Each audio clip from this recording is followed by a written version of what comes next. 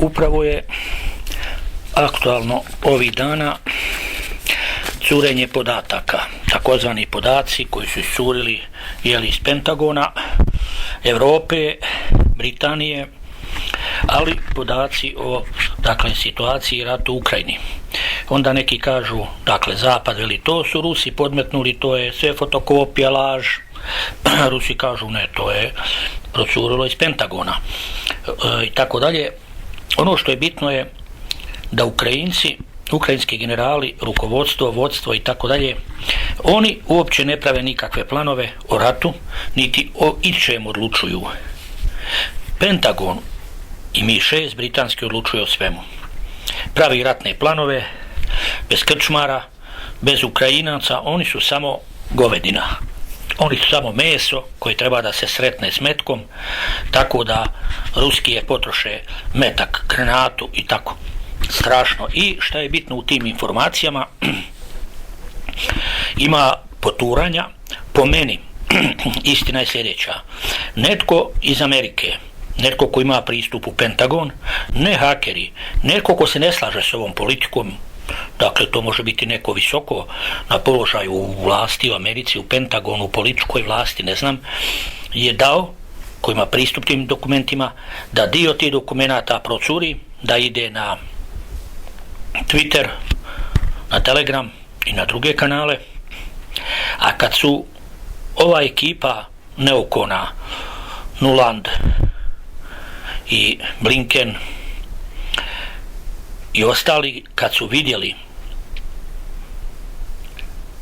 šta se događa, oni su pokušali ubacivanjem dijela lažnih informacija zbuniti ljude. Dakle, kad se otkrije neka velika istina, protivnička strana ne može ići negirati potpuno to kad je svakom jasno da to jesu dokumenti službeni, nego uvijek ide sa istim trikom. To rade sve obavještajne agencije, pokušavaju zamutiti vodu. Zamutiti je tako da ubace dio lažnih informacija, pa to ovdje možemo točno razlikovati šta su lažne od istinitih informacija, jer recimo u tim informacijama se kaže da Amerikanci u stvari znaju da Ukrajina ne može dobiti rat, da su oni već izgubili rat, da je tu biti propala stvar, pa zašto šalju tolike milijarde tamo i prave neredi, šalju oružje i pritišću druge. To je ono pitanje što sam prije spomenuo, uopće za šta se oni u stvari bore tamo, za neko drugo veliko carstvo koje bi oni htjeli napraviti, a od tog nema ništa. Dakle, a s druge strane vidimo informacije da o broju žrtava, pa je sad oko tog velika rasprava. Tako da su oni čak stavili tamo 200.000 poginulo Rusa, a samo 100.000 Ukrajinaca. To su smiješne stvari. Pa svatko ko prati ovo zna šta se u stvari događa. Ogroman broj, daleko veći broj žrtava na ukrajinskoj strani, jer jasno Rusija ima i veću vojsku, armiju, opremljeniju i tako dalje, raketne snage, avijaciju i sve ostalo, krstareće rakete, gdje god udari krstareća raketa, to je velika količina uništene tehnike, ali i izginulih ili teško ranjenih vojnika. I onda oni kažu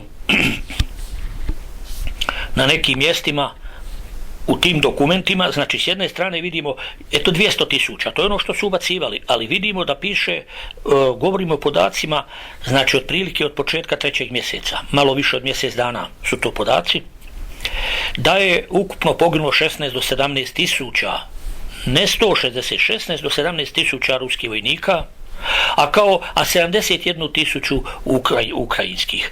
To su sve nekakve lažne procjene, kao što britanski ministar obrane se pojavi i kaže da 97% ruske vojske se bori trenutno u Ukrajini. Šta znači 3% ruske vojske čuva cijelu ostalu Rusiju, samo 3%.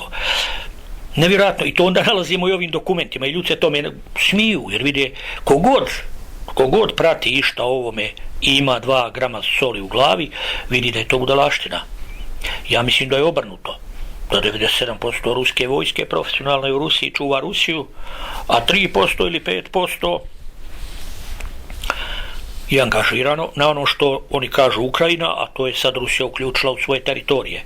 Mislim, nevjerojatno vidimo da je ovaj rat obmane, laži, propagande, obavještajni rat, i Zapad usprkos tolikim naporima i da začepi usta ljudima i blokiranjem socijalnih medija iz Rusije, blokiranjem kanala, blokiranjem televizija, ne može napraviti u biti ništa, jer ljudi vide šta je istina. Dakle, sad je oko toga velika rasprava na kanalima, bla, bla, bla. Ljudi, zanima vas sigurno pravo stanje. Ja sam u to vrijeme, ili malo iz, ajmo reći, prije 3 sedmice, prije 3 tjedna, razmišljao i tražio savjet i pomoć kako je stvarno stanje. Ja znam da nije ruskih vojnika puno poginulo, to mi je jasno, da je daleko više izginulo Ukrajinaca, ostalom Scott Ritter o tome govori, američki general, govori Douglas McGregor, američki pukovnik koji je bio savjetnik u Pentagonu i savjetnik Trumpa za nacionalnu sigurnost, tako dalje. Oni isto govore da je to najmanje 10:1 odnos, da je preko 300.000 ukrajinskih vojnika poginulo. To govori Scott Ritter i drugi također američki i bivši zvaničnici, generali, znači nije nikakva tajna, to se vrti. Koliki je stvarni broj? Meni je odozgor ukazano na sljedeće. Vi to možete prihvatiti ili ne prihvatiti, potpuno nebitno, ja za sebe znam sigurno, potpuno ovo što vam govorim da je istinito. Ruskih vojnika, dakle ukupno svih koji su bore na strani Rusije, dakle govorimo o profesionalnoj ruskoj vojsci, o bivšim milicijama Donjecka, Luganska, o Čečenima, o Wagneru, o ruskim dobrovoljcima, stranim dobrovoljcima, znači sve to gro je poginulo nešto više od 25.000 ljudi. I jedan veliki broj ima također vjerojatno 70-80.000 je ranjeno i teško ranjeni i ostalo. Znači više od 25.000, to je govorim prije 3 tjedna, je poginulo. Od toga oko 17.000 ruske profesionalne vojske, 16 ili 17, a oko 10.000 Wagner, Čečeni, dobrovoljci. Wagner je pogotovo podnio veliku vatru u Bahmutu, gdje je velik broj izginuo i ukrajinske vojske, ali izginulo je i Wagnera. Ali ne toliko koliko ukrajinske vojske. Kakav je omjer na ovaj broj koji mi je ukazan odozgor? Nešto više od 25.000, kao između 25 i 30, nešto više od 25.000 ukupno na strani ruskoj poginulo.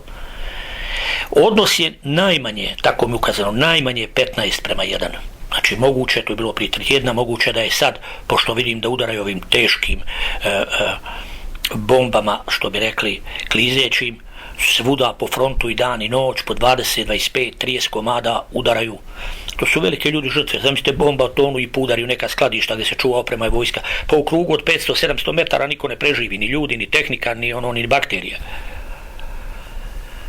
Neki nas u cijelu kolonu koja je išla na Ugledar kao pomoć, baš ovim klizećim bombama, bačena s velike visine, 2-3 te bombe su izravno grunule u kolonu. Kaže da je kompletno kolona uništena, vozila, tenkovi su bili uokolo po drveću, po žbunju, ljudi. To je sve, kaže, spaljeno u pepeo.